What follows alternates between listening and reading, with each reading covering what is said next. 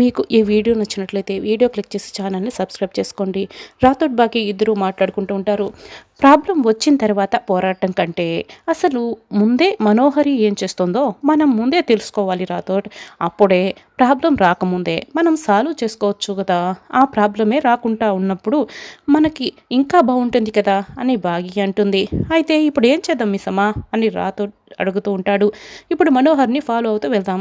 ఏం చేస్తుందో ఏం ప్లాన్ చేస్తుందో మొత్తం కూడా తెలిసిపోతుంది కదా అని బాగి చెప్తూ ఉంటుంది. పద మిస్సమ్మ, అయితే ఇంకెందుకు ఆలస్యం అని రాథోడ్ చెప్తాడు. ఇక రణ్వీర్ మనోహరి ఇద్దరు కూడా కారులో బయలుదేరి ఎక్కడికో వెళ్తూ ఉంటారు. వాళ్ళిద్దరూ మధ్యలో ఎక్కడో ఒక చోట ఆగుతారు. ఇక రాథోడ్ బాగి ఇద్దరు కూడా ఆటోలో వాళ్ళని ఫాలో అవుతూ ఉంటారు. అదంతా వాళ్ళు ఎక్కడెక్కడ ఆగారు అంతా కూడా బాగి రాథోడ్ గమనిస్తూ ఉంటారు. చివరిగా వాళ్ళు గోల్డ్ షాప్ దగ్గరికి వస్తారు.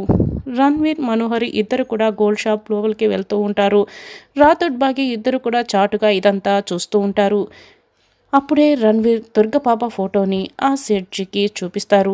ఇదిగో ఈ పాప మెడలో ఉన్న అచ్చం ఇలాంటి గోల్డ్ చైనే మాకు తయారు చేసి ఇవ్వాలి. ముఖ్యంగా ఆ లాకెట్లో ఎటువంటి తేడా రాకూడదు, సేమ్ అలాగే ఉండాలి, చేసివ్వగలరా అని అడుగుతూ ఉంటారు.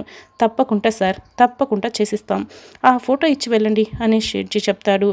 సరే, వీలైనంత త్వరగా మాకు ఆ చైన్ కావాలి, చాలా త్వరగా అని మనోహరి రణ్వీర్ కూడా చెప్పేసి ఇక అక్కడి నుంచి బయలుదేరి వెళ్ళిపోతారు. అప్పుడే రాథోడ్ బాగి ఇద్దరు కూడా ఇదంతా గమనిస్తారు.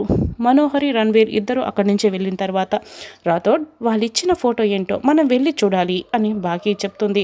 అలాగే మిస్సమ్మ పద అని ఇద్దరు కూడా ఆ షెడ్జీ దగ్గరికి వెళ్తారు. నమస్కారం షెడ్జీ అని బాగి ఆ చైన్ చూపించు, ఈ చైన్ చూపించు అని అడుగుతూ షెడ్జీని మాటల్లో పెడుతుంది.